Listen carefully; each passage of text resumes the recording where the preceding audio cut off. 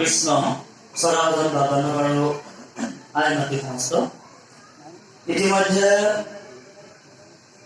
যি বিষয়বস্তু উপস্থাপন কৰিছে যে জন্মাষ্টমীৰ প্ৰাসংগিকতা কি আপুনি মই আমি অকল জন্মাষ্টমী পালন কৰা নাই সমগ্ৰ বিশ্বৰে হিন্দু সনাতনী পৰম্পৰাত যিসকল বৈষ্ণৱ মাৰ্গী আছে সকলোৱে সেই জন্মাষ্টমী পালন তথা উদযাপন কৰিছে।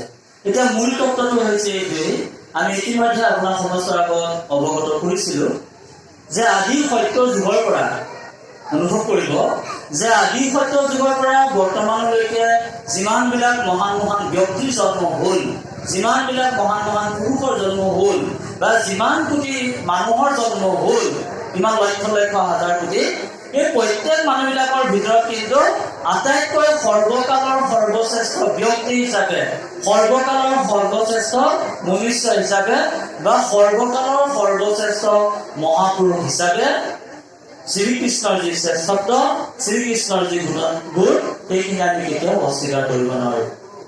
বহুতে বিষ্ণুৰ শ্ৰেষ্ঠত্ব প্ৰদান কৰে ঠিকেই আছে কিন্তু বিষ্ণুৰ জন্ম কি কৰ্ম কি তেওঁৰ ৰহস্য কথা আপুনি মই আমি নাজানো। ৰামৰ ৰহস্য জন্ম কৰ্ম ৰহস্যৰ কথা আপুনি মই সকলোৱে জানো। কৃষ্ণৰ জন্ম কৰ্ম ৰহস্যৰ কথা আপুনি মই সকলোৱে জানো। এতিয়া মূল দৰ্শনটো হৈছে এইটোৱেই যে শ্ৰীকৃষ্ণৰ জন্মৰ পৰা সেই আৰম্ভ কৰি একেবাৰে ব্যাধৰ প্ৰাণ ত্যাগ কৰালৈকে এই কৃষ্ণৰ যি জীৱনী পৰিক্ৰমা এই কৃষ্ণৰ জীৱন পৰিক্ৰমাই আপোনাক মোক আমাক কেনেধৰণে প্ৰতিকূল পৰিৱেশ পৰিস্থিতিৰ মাজত আপোনাক মোক জীয়াই থাকিবলৈ শিকায় কেনেধৰণে এই প্ৰতিকূল পৰিৱেশ পৰিস্থিতিৰ মাজত আপুনি মই কেনেকৈনো বিজয় লাভ কৰিব পাৰো সকলোখিনি কথাই আমি অনুভৱ কৰিব পাৰো। অনুভৱ কৰি চাওকচোন যিটো সময়ত এগৰাকী সন্তান সম্ভৱ মাতৃয়ে উপযুক্ত প্ৰতিপালন উপযুক্ত পৰিপোষণ বা উপযুক্ত পৰিচৰ্যাৰ প্ৰয়োজন সেইটো সময়ত কিন্তু আপোনালোকে অনুভৱ কৰি চাব কৃষ্ণক আমি ঐশ্বৰিক দৃষ্টিৰে নাচাওঁ। কৃষ্ণক যদি এজন সৰ্বসাধাৰণ মানুহ হিচাপে যদি চাওঁ কৃষ্ণক যদি আমি ঈশ্বৰ পুৰুষ হিচাপে বিবেচনা নকৰি এজন সৰ্বসাধাৰণ দৈৱকী আৰু বসুদেৱৰ পুতে আপোনাৰ মোৰ সন্তান যেনেকুৱা তেনেধৰণে যদি আমি কৃষ্ণক যদি চাওঁ তেতিয়াহ'লে তেওঁৰ জীৱনী স্বৰূপটো আপুনি মই আমি অনুভৱ কৰিব পাৰোঁ। মাতৃগৰ্ভত থকা অৱস্থাত এজন সন্তানে যিমানখিনি প্ৰতিপালন যিমানখিনি তেওঁ শুশ্ৰূষা পাব লাগিছিলে সেইটো সময়ত কিন্তু কংসৰ কাৰাগাৰত থকা অৱস্থাত কৃষ্ণই কিন্তু সেই প্ৰতিপালন বা সেই উপযুক্ত আহাৰ বা উপযুক্ত পৰিচৰ্যা পোৱা নাছিল। পৰৱৰ্তী পৰ্যায়ত যিটো সময়ত তেওঁ মাতৃদুগ্ধ পান কৰি তেওঁ দিন অতিবাহিত কৰিব লাগিছিলে সেইটো সময়ত কিন্তু নিজৰ জন্মদাত্ৰী মাতৃৰ স্নেহৰ পৰা বঞ্চিত হৈ প্ৰাণৰ মমতা তেওঁ গোকুল তথা বৃন্দাবনৰ সেই যশোদাৰ ঘৰত তেওঁ আশ্ৰয় ল'ব লগা হ'ল। যশোদাৰ ঘৰত আশ্ৰয় ল'লে ঠিকেই আছে কিন্তু আপোনালোকে অনুভৱ কৰি চাওক এই 3 দিনে হওক এমাহে হওক 1.5 মাহে হওক প্ৰায় 13 বছৰ 14 বছৰ বয়সলৈকে কৃষ্ণৰ জীৱনলৈ কেতিয়াবা চক্ৰবাদ আহিছিল কেতিয়াবা পুতনা আহিছিল কেতিয়াবা অন্যান্য অঘাসুৰ বকাসুৰৰ পৰা আৰম্ভ কৰি পলম্বাসুৰৰ পৰা আৰম্ভ কৰি শংখচূড়ৰ পৰা আৰম্ভ কৰি কতৰ যে কিমান দুষ্ট দৈত্য ধেনুকাসুৰৰ পৰা আৰম্ভ কৰি কিমান যে দৈত্য ৰাক্ষস আৰু অসুৰ আহিছিল সকলোবিলাকক কিন্তু শ্ৰীকৃষ্ণই প্ৰতিহত কৰিব পাৰিছিল।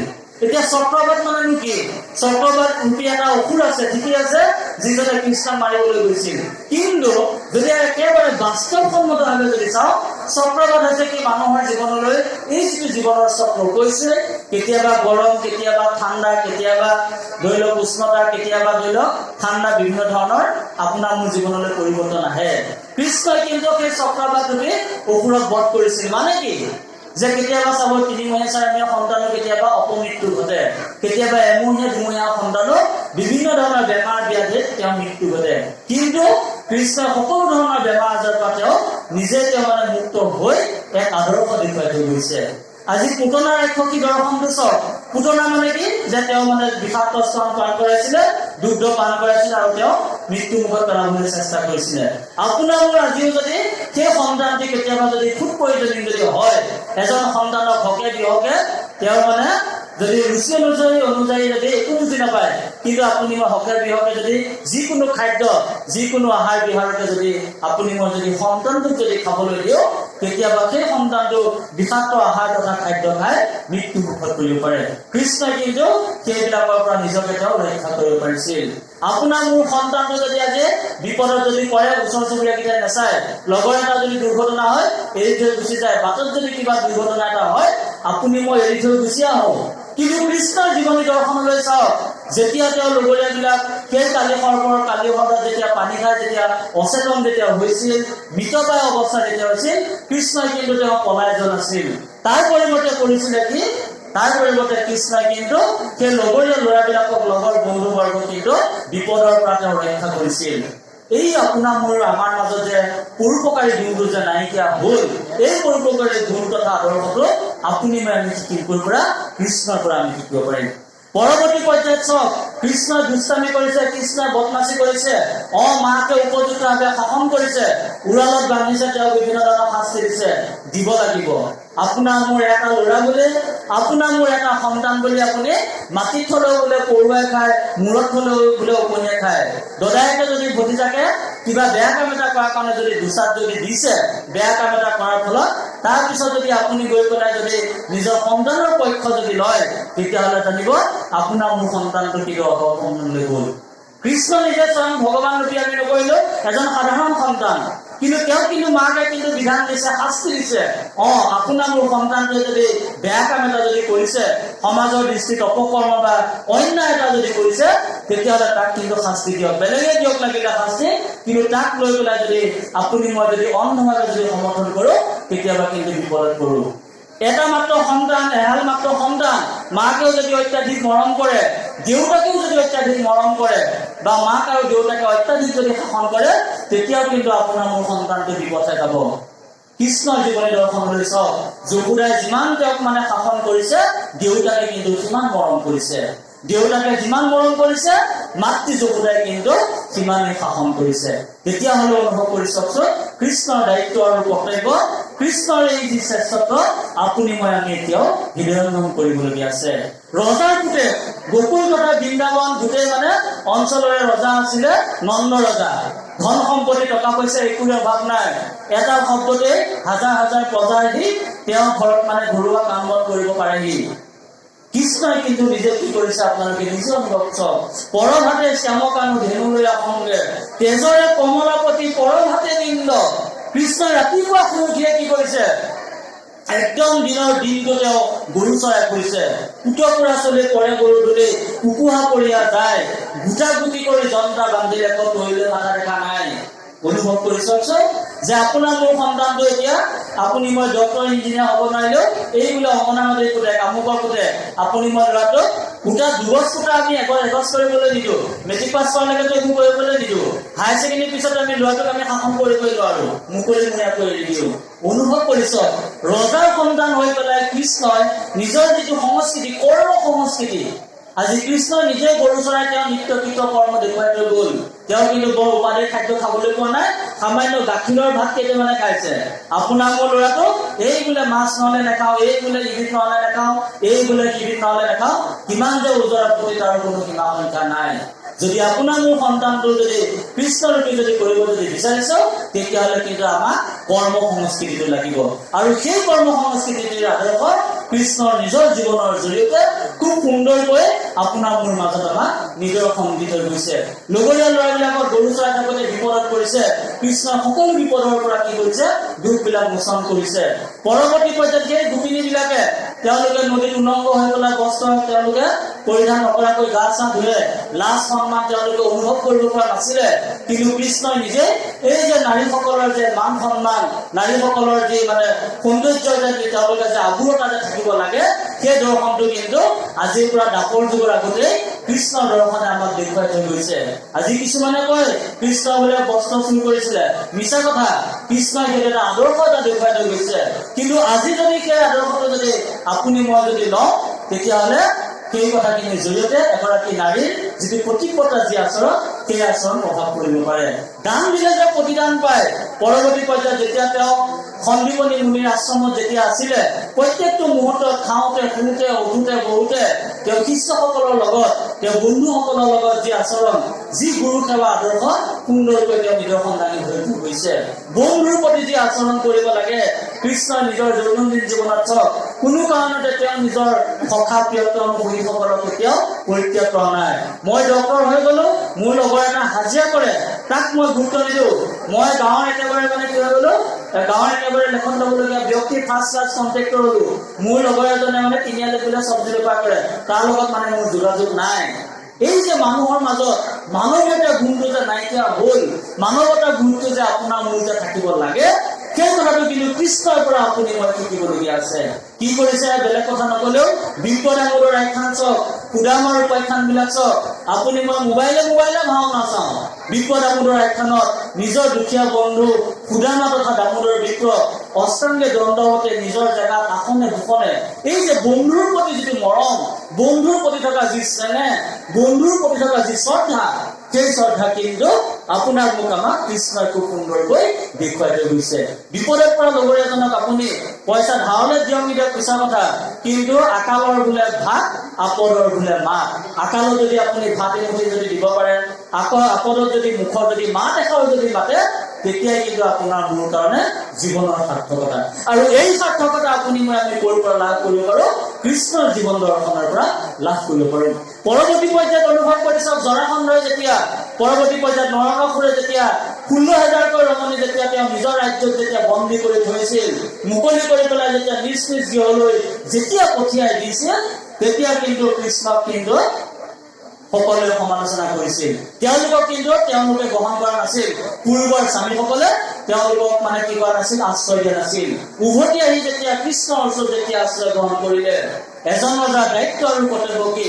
দুখীয়া নিচলা প্ৰজাসকলক উপযুক্তভাৱে একো দিব নোৱাৰিলেও খাবলৈ এমুঠি ভাত, থাকিবলৈ একোটা ঘৰ আৰু পিন্ধিবলৈ অকণমান বস্ত্ৰ যোগান দিছিলে কোনে? কৃষ্ণই। এজনী দুজনী নহয়, 16,000 ৰমণী। আজি এজন ৰজাই শিকিবলগীয়া আছিলে কৃষ্ণৰ পৰা, যে কৃষ্ণ কেনেধৰণে সেই দুখীয়া নিচলা দৰিদ্ৰ সেই অসহায় অবলা পীড়িতসকলক সহায় কৰি মানৱীয়তাৰ যি প্ৰমূল্যবোধ, সেই প্ৰমূল্যবোধ দেখুৱাই থৈ গৈছে। দান দিলে প্ৰতিদান পায়, মৰম দিলে প্ৰতি মৰম পায়। অনুভৱ কৰিছ ৰজস্বলানাৰী দ্ৰৌপদীৰ আগৰ মুহূৰ্তৰ কথা, যেতিয়া সেই শিশুপাল বধৰ সময়ছোৱাত বা অন্যান্য সময়ছোৱাত যেতিয়া দ্ৰৌপদীয়ে যেতিয়া নিজৰ যেতিয়া কাপোৰৰ বস্ত্ৰ যেতিয়া অকণমান ফালি যেতিয়া কৃষ্ণক যেতিয়া সহায় কৰিছিল, সেই দানৰ প্ৰতিদান হিচাপে দ্ৰৌপদী ৰজুগ্ৰস্ত হৈ কৃষ্ণই নিজেই কিন্তু কি কৰিছিলে, তেওঁ সতীত্ব ৰক্ষা কৰি এক মহান আদৰ্শ দেখুৱাই থৈ গৈছে। পৰৱৰ্তী পৰ্যায়ত যিমানবিলাক আদৰ্শ আপোনালোকে কৃষ্ণৰ জীৱনীৰ পৰা দেখিবলৈ পায়, মৃত্যুমুখী যাত্ৰাৰ সময়ছোৱাত অনুভৱ কৰিছ, কোনোবাই দুখ কৰিছে, কোনোবাই কষ্ট কৰিছে, আপোনাৰ মোৰ অকণমান ধৈৰ্য্যগুণৰ ভাৱ, কোনোবাই মোক একদম বেয়া বুলি কোৱাৰ লগে লগে মই তেওঁৰ হৈ পেলাই কাজিয়া ওকালতি কৰিবলৈ যাওঁ। ধৈৰ্য গুণটো যে আপোনাৰ মোৰ আমাৰ যে থাকিব লাগে, সেই কথাটো আপোনাক মোৰ কৃষ্ণ দেখুৱাই থৈ গৈছে। শিশুপালৰ কাহিনীটো আপোনালোকে অনুভৱ কৰিছ মানে বাৰু? শিশুপালৰ যেতিয়া যি সময়ত তেতিয়া কি কৰিছিলে, মাকক তেতিয়া তেওঁ নিজৰ সম্পৰ্কীয় পেহীয়ে যে মই কিন্তু 100টা দুখলৈকে কিন্তু মই কি কৰিম, ক্ষমা কৰি দিম, আৰু যদি 100টা দুখ যদি এৰাই যায় তেতিয়াহ'লে কিন্তু মই কিন্তু তাক আৰু ক্ষমা নকৰো। কিন্তু আপুনি মই তিনিআলিতে হওক বা ঘৰতে হওক, খং নামে চন্দাল কাৰোবাৰ এটা কথা আপোনাৰ মোৰ শুনিলে একদম হাত ভৰি আমাৰ গান খাই উঠে। তেতিয়াহ'লে চাওক, আপোনাৰ মনটো যে সংযমী যে চিতপজ্ঞ যে হৈ থাকিব লাগে, সেই কথা আপোনাক মোক আমাক কৃষ্ণৰ জীৱনী দৰ্শনৰ জৰিয়তে দিয়ক। দৈনন্দিন জীৱনত কৃষ্ণৰূপী এই যি আদৰ্শ, কৃষ্ণৰূপী যি সনাতনী যি সত্য, এই সত্য যদি আপুনি মই খাওঁতে শুওঁতে উঠোতে বহোতে প্ৰত্যেকটো মুহূৰ্তত যদি আপুনি মই যদি অনুভৱ যদি কৰিব পাৰো, তেন্তে নিশ্চিতভাৱে আপোনাৰ মোৰ জীৱনৰ আদৰ্শটো হ'ব কৃষ্ণৰূপী আদৰ্শ। আজি কৃষ্ণ নতুনকৈ জন্ম নহয়, কৃষ্ণই সেই তেতিয়াই ব্যাদৰ্শতে প্ৰাণ ত্যাগ কৰিলে। কিন্তু কৃষ্ণ জন্ম দিবলৈ আপুনি মোৰ কিহৰ অধিকাৰী হ'ব লাগিব?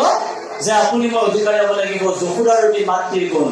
আজি যদি প্ৰত্যেকগৰাকী আই মাতৃয়ে যদি দৈৱকীৰ যদি গুণেৰে যদি অধিকাৰী হয়, আজি যদি প্ৰত্যেকগৰাকী পিতৃ যদি বসুদেৱৰ নিচিনা সত্য শুদ্ধ স্থিতপজ্ঞ শান্ত সমাহিত ধৈৰ্য আৰু গুণী জ্ঞানী যদি হয়, তেন্তে নিশ্চিত থাকক আপোনাৰ মোৰ সন্তানটো নিশ্চিতভাৱে কৃষ্ণৰূপী হ'বই।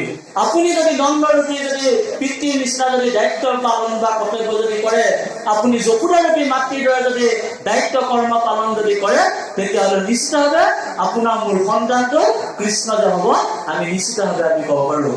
আজি যদি এগৰাকী পত্নীয়ে যদি নিজকে ৰুক্মিণী গুণৰ যদি অধিকাৰী হয়, সুখে সন্তোষে সকলো মুহূৰ্ততে যদি নিজৰ স্বামীৰ যদি সহযোগী যদি হয়, তেতিয়াহ'লে সেইগৰাকী পত্নীৰ স্বামীজন নিশ্চিতভাৱে কৃষ্ণ হ'ব পাৰিব। আজি এগৰাকী পত্নী যদি অভিমানী অহংকাৰী যদি সত্যভামাৰ নিচিনা যদি হয়, তেতিয়াহ'লে জানি থব কেতিয়াবা কিন্তু ইন্দ্ৰৰ লগতো আপোনাৰ স্বামীজনে যুদ্ধ কৰিবলগীয়া পাৰে। সামান্য এটা বস্তুৰ বিনিময়ত, কিহৰ বিনিময়? পাৰিজাত ফুলৰ বিনিময়ত। তেতিয়াহ'লে অনুভৱ কৰিছ কাষৰজনীয়ে সোণৰ ফুলিৰ নেকলেছ পিন্ধিছে বুলি আপুনি যদি নিজৰ স্বামীজনকো যদি কয় মোকো বোলে সোণৰ ফুলিৰ নেকলেছ বা পাটৰ কাপোৰ বা স্কুটি এখন লাগিব, যেনেকৈ সত্যভামাই পাৰিজাত ফুলৰ কাটনি ধৰিছিলে, তেনেকৈ আপোনাৰ জীৱনলৈ কিন্তু দুখ কষ্ট আহিব পাৰে। নিজৰ সতী সন্ততিৰ প্ৰতি মৰম চেনেহ থাকিব লাগিব। নিজৰ সন্তানৰ কাৰণে আপোনাৰ মোৰ নাতিটোৱে বা আপোনাৰ পুত্ৰই যেনিবা কেতিয়াবা অজাতিয়ে যদি ছোৱালী বিয়া পাতি আনিলেই, আপুনি মই আমি কি কৰিছো, এই কালি পৰহি মাজুলী ঘটনা অনুভৱ কৰিছ, জেনেৰেল সম্প্ৰদায়ৰ লোকে মানে আহুমনি ছোৱালী বিয়া পাতিছিলে কাৰণে তেওঁক এঘৰীয়া কৰি থৈছিলে। পেপাৰে পত্ৰ দেখিবলৈ পোৱা যায়। দৰং মঙলদৈ ফালেও তেনেকুৱা ধৰণৰ ঘটনা। আজি মানুহে মানুহ লৈ পেলাই চিনাকি নাই, আজি মানুহে জাতিক লৈ পেলাই এতিয়াও মানে কি কৰি আছে যে নিজকে মানে শ্ৰেষ্ঠ জাতি বুলি পৰিচয় দি এটা জাতিৰ প্ৰতি কিন্তু নিকৃষ্ট ভাৱ পোষণ কৰি আহিছে। গুৰুজনাই নিজেই কৈ গ'ল, নুবু জানা আমি চাৰি জাতি, চাৰি ৰাষ্ট্ৰ মিলন নোহোৱাতি, নুবু জানা দানৰ তীৰ্থ ব্ৰত পুণ্যগামী। আপোনাৰ মোৰ সন্তানে যদি অজাতি অকলি ছোৱালী এজনী বিয়া পাতিলে ঠিকে আছে, নৰকৰ কন্যা উদ্ধাৰিলে খুচি হয়, কিন্তু আপুনি যদি মুৰব্বী হয় যদি প্ৰকৃতাৰ্থত যদি কৃষ্ণ গুণৰ অধিকাৰী হ'ব পাৰে, অনুভৱ কৰি চাওকচোন কৃষ্ণই কৰিছিলে কি, যে নিজৰ নাতিৰ বংশ, নিজৰ নাতিৰ মানে তেওঁ মানে প্ৰেমক সন্মান দিবৰ কাৰণে এয়া তেজপুৰত আহি পেলাই বান নজা কৰি তেওঁ নিজে যুদ্ধ কৰি তেওঁ নিজৰ কৃষ্ণ হৰিহৰৰ যুদ্ধ আপুনি মানুহ সকলোৱে জানো। সেইকাৰণে আপোনাৰ মোৰ সন্তানটোৱে কিবা এটা ভুল কৰিব পাৰে, কিন্তু সেই ভুলক যদি উপযুক্ত হাতে যদি সিদ্ধান্ত যদি দিয়ে, সেই ভুলটোক যদি উপযুক্ত হাতে যদি বাট যদি দেখুৱাই দিয়ে, তেতিয়াহ'লে নিশ্চিতভাৱে জীৱনত তেওঁ কি লাভ কৰিব পাৰিব, এটা গতি বা এটা পথ লাভ কৰিব পাৰিব। তেওঁ কয় যে কৃষ্ণ বহুতে কয় যে কন্দল লগাই ফুৰে। অনুভৱ কৰি চাওকচোন যে কৌৰৱ আৰু পাণ্ডৱৰ মাজত দেখিলে মৃত্যুবৰণ কৰো, দেখিলে কাটোবাৰো, দেখিলে হত্যা কৰো, যেনেকুৱা এইটো পৰ্যায় আছিলে, সেই পৰ্যায়তো কিন্তু কৃষ্ণই নিজে মানে কি কৰিছিলে, কৌৰৱ আৰু পাণ্ডৱৰ মাজত সন্ধি চুক্তি কৰিবলৈ গৈছিল আৰু শেষৰ পৰ্যায়লৈ কিন্তু যুঁজিছিল, কিন্তু সি ৰক্ষা কৰিব নোৱাৰিলে। অনুভৱ কৰিছ যিজনক মানে স্বয়ং কৃষ্ণই বুজাব নোৱাৰিলে, অনুভৱ বুজাব নোৱাৰিলে, কৃষ্ণৰ আদেশ কৃষ্ণৰ উপদেশ যদি আপুনি মই নেমানো, তেতিয়াহ'লে যুদ্ধ অনিবাৰ্য, বিপদ অনিবাৰ্য, ধ্বংস অনিবাৰ্য। ঠিক তেনেকৈ কৃষ্ণৰ যিটো আদৰ্শবিলাক ক'ত আছে, গীতাখনত আছে। কৃষ্ণৰ যিটো আদৰ্শবিলাক ক'ত আছে, গীতাৰ প্ৰায় 18টা দৰ্শনত আছে। এই 18টা দৰ্শনত জ্ঞান যুগনো কি, ভক্তি যুগনো কি, কৰ্ম যুগনো কি, কেনেধৰণৰ আমি জীৱনত আমি জীৱন যাপন কৰিব লাগে, জীৱন উদযাপন কৰিব লাগে, সেই কথাবিলাক আপোনাক মোক আমাক কৃষ্ণই দি থৈ গৈছে। আৰু সেই কৃষ্ণ আদৰ্শ মনা মানে, অৰ্থাৎ গীতাৰ আদৰ্শ মনা মানে কৃষ্ণক মনা, আৰু কৃষ্ণক মনা মানে আপোনাৰ মোৰ জীৱনটো সুখ শান্তি আৰু সন্তুষ্টি। আৰু আপুনি মই যদি কৃষ্ণক যদি নামানো, কৃষ্ণক যদি বিৰোধিতা যদি কৰো, তেতিয়াহ'লে আপোনাৰ মোৰ জীৱনত সুখ সুখ বুলি মানুহবলীয়া নেদেখে সুখৰ মুখ, সুখ বিচাৰোতে জীৱনত পায় দুখৰ উপৰি দুখ। সেইকাৰণে জন্মৰ পৰা মৃত্যুমুখৰ যাত্ৰীৰ সংগী হিচাপে কৃষ্ণৰ আদৰ্শ, কৃষ্ণৰ ধৰ্ম, কৃষ্ণৰ ভক্তি অসৰ্বজ্ঞ অন্তৰ্জামী আছিলে। আপোনালোকে ৰাম আৰু কৃষ্ণৰ লগত তুলনা কৰি চালে ক'ব যে ৰামে কিন্তু তেওঁ মানে ভৱিষ্যতৰ কথা জনা নাছিলে, কৃষ্ণই কিন্তু মিচিকিয়া হাঁহি থাকে। তেওঁ ভৱিষ্যতৰ কথাবিলাক তেওঁ জানিছিল। কিয় জানিছিলে? তেওঁ মানে কৰ্মফলৰ ওপৰত তেওঁ বিশ্বাস কৰিছিল। তেওঁ জানিছিল যে মই এই কৰ্মটো কৰিলে এই ফলটো পাম, এই কৰ্মৰ ফলত মই এই কৰ্ম কি কৰিব পাৰিম, ভোগ কৰিব পাৰিম।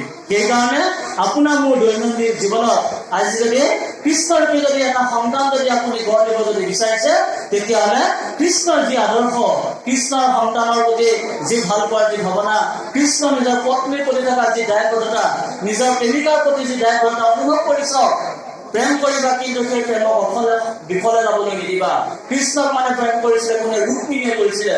সেই কৃষ্ণকে দ্বাৰকা মথুৰাৰ ক'ত আছিলে আৰু ৰুক্মিণী আছিলে আপোনাৰ তিনিচুকীয়া বা শদিয়া মানে বাৰু সেই কাৰণে চাগে আপুনি মই আমি ক'ৰ পৰা বিয়া পাতো জন্ম মৃত্যু বিবাহ কাৰ কেতিয়াবা কোনে কয় এই নিজৰ প্ৰেমক স্বীকৃতি দিবৰ কাৰণে কৃষ্ণ মানে কি কৰিছিলে এই শদিয়াৰ পৰা মানে কি কৰিছিলে ৰুক্মিণী বিবাহ কৰিছিলে এজন আদৰ্শ প্ৰেমিকা হিচাপে এজন আদৰ্শ সন্তান হিচাপে এজন আদৰ্শ ৰজা হিচাপে এজন আদৰ্শ দাদা হিচাপে এজন আদৰ্শ শিষ্য হিচাপে শান্তিপতি মুনিৰ আশ্ৰমত যেতিয়া আছিলে এজন আদৰ্শ বন্ধু হিচাপে এজন আদৰ্শ মানে গুৰু হিচাপে অৰ্জুনক যিখিনি উপদেশ দিছিল এজন আদৰ্শ বন্ধু হিচাপে মানে অৰ্জুনৰ লগত যেনেধৰণে তেওঁ নিত্যকৃত্য কৰ্ম কৰিছিল এজন আদৰ্শ ৰজা হিচাপে সেই 16,000 ৰমণীক যেনেধৰণে আশ্ৰয় প্ৰদান কৰিছিল ইত্যাদি ইত্যাদি কৰি সকলোবিলাক দিশতে মাকৰ মনৰ কামনা পূৰ্ণ কৰিছিল দৈৱকী পুত্ৰ আনয়ন দিব্য পুত্ৰ আনয়ন বিভিন্ন ধৰণৰ আখ্যান তেতিয়াহ'লে ভাবিছক আপোনাৰ মোৰ জীৱনত যদি সেই কৃষ্ণৰ আদৰ্শ সেই কৃষ্ণৰ কৰ্ম সেই কৃষ্ণৰ আদৰ্শৰে যদি আপুনি মই যদি অনুভৱ যদি কৰোঁ তেন্তে নিশ্চিতভাৱে সেই কৃষ্ণৰ জন্মাষ্টমীৰ যি আধ্যাত্মিক যি তত্ত্ব সেই আধ্যাত্মিক তত্ত্বৰে আপুনি মই পৰিচালিত হ'ব পাৰিম কৃষ্ণৰ জীৱনৰ সৰ্বশ্ৰেষ্ঠ অৱদানে আছিলে গীতাৰ সৰ্বশ্ৰেষ্ঠ অৱদানে আছিলে এক শৰণ অৰ্জুনক সেইটোৱে কৈ গ'ল হে অৰ্জুন তুমি জীৱনৰ দুখ দুৰ্গতিৰ পৰা যদি হাত সাৰিব যদি বিচাৰিছা তুমি এক শৰণ লোৱা আৰু আপুনি মই আমিও ইতিমধ্যে এক শৰণৰ পৰ্যায় পাইছোগে আৰু এই এক শৰণৰ পৰ্যায়টোক আমি নিকপকীয়াকৈ যদি ধৰি ৰাখিব যদি বিচাৰিছো তেতিয়াহ'লে আমি নিশ্চিতভাৱে ধন জন ঐশ্বৰ্য বিভূতি পত্নী পুত্ৰ ভাৰ্য সকলোৰে মাজতে আমি সত্য শুদ্ধ যিটো সঁচাটোক সঁচা বুলি ক'বলৈ আপোনাৰ মোৰ কিন্তু সাহস লাগিব মিছাটোক মিছা বুলি ক'বলৈ আপোনাৰ মোৰ কিন্তু সাহস লাগিব আৰু এই সঁচাটোক সঁচা মিছাটোক মিছা বুলি কোৱা আদৰ্শটো আপোনাৰ মোক আমাক কৃষ্ণৰ জীৱনী দৰ্শনে আপোনাৰ মোক আমাক নিশ্চিতভাৱে আমাক দি থৈ গৈছে এজন আদৰ্শ বন্ধু হিচাপে এজন আদৰ্শ ব্যক্তি হিচাপে এজন আদৰ্শ পিতৃ হিচাপে এজন আদৰ্শ সন্তান হিচাপে কৃষ্ণই মানৱ জাতিলৈ যি অৱদান আগবঢ়াই থৈ গ'ল সেই অৱদানক কেতিয়াও কোনোকালে কিন্তু আপুনি মই আমি অস্বীকাৰ কৰিব নোৱাৰো সেইকাৰণে আজি 21 শতিকাতো যে কৃষ্ণৰ যি সংস্কৃতি কৃষ্ণৰ যি আদৰ্শ এই কৃষ্ণৰ সংস্কৃতি আদৰ্শকে লৈ ভাৰতীয় সনাতন সংস্কৃতিটো প্ৰবাহিত হৈছে আৰু সেই কৃষ্ণ আদৰ্শটোকে শংকৰদেৱ মাধৱদেৱ দুজনাৰ গুৰুৱে তেওঁলোকে কৃষ্ণ সংস্কৃতিকে বন্দনা কৰি কৃষ্ণ সংস্কৃতিকে শ্ৰেষ্ঠত্ব প্ৰতিপন্ন কৰি যত জীৱ জংগম কীট পতংগম অগণগ জগতেৰে কায়া কুকুৰৰ চিগাৰ গলৰ ভৰুৱাত্মা ৰাম জানিও সবাকো কৰিবা প্ৰণাম আজি 20 বছৰ হওক 30 বছৰত আপোনাৰ মোৰ প্ৰেছাৰ চুগাৰ ডায়েবেটিছ আৰু কততে কিমান বেমাৰ লাগি আহে ঠিকনা নাই এজন মানুহ নিৰোগী হ'বৰ কাৰণে কৃষ্ণ আদৰ্শ লাগিব সেই কৃষ্ণ আদৰ্শটো কোনে দেখুৱাইছিলে শংকৰদেৱ গুৰুজনাই নিজে দেখুৱাইছিলে আপুনি মই যদি 120 বছৰ যদি জীয়াই থাকিব যদি বিচাৰো 120 বছৰ নালাগে বাৰু মানে মই নাতি নাতিনীকেইটা বিয়াখন চাই যাবলৈ পালে হ'ল এনেই বহি নাচনি বোলে তাতে নাতিনী বিয়া এই যে আপুনি মই যদি 120 বছৰ যদি হ'ব যদি বিচাৰিছো তেতিয়াহ'লে আপোনাৰ মোৰ যিটো খাদ্য আচাৰ অন্ন জৌনি কিছু নকৰে বিচাৰ জাতি কোনো বলে ভস্ত বৈষ্ণৱৰ বেশত ধৰিয়া প্ৰয়া বেদৰ কথা কৰি মস্ত তেতিয়াহ'লে সেই কৃষ্ণ আদৰ্শ হৈছে শংকৰদেৱ গুৰুজনাৰ আদৰ্শ আৰু সেই শংকৰদেৱ গুৰুজনাৰ আদৰ্শকে অনুধাৱন কৰি এটা জাতিৰ খাদ্য কি হ'ব এটা জাতিৰ ভাষা কি হ'ব এটা জাতিয়ে কেনেকৈ নাচিব এটা জাতিয়ে কেনেকৈ গাব এটা জাতিয়ে কেনেকৈ অভিনয় কৰিব এই সকলোবিলাক জীৱনী তত্ত্ব এই সকলোবিলাক দৰ্শন কৃষ্ণৰ জৰিয়তে আপুনি মই আমি লাভ কৰিব পাৰিম আৰু কৃষ্ণৰ যিমানখিনি কথা সেইখিনি কেতিয়াও কৰি কিন্তু শেষ কৰিব নোৱাৰো কিন্তু এটাই কথা আমি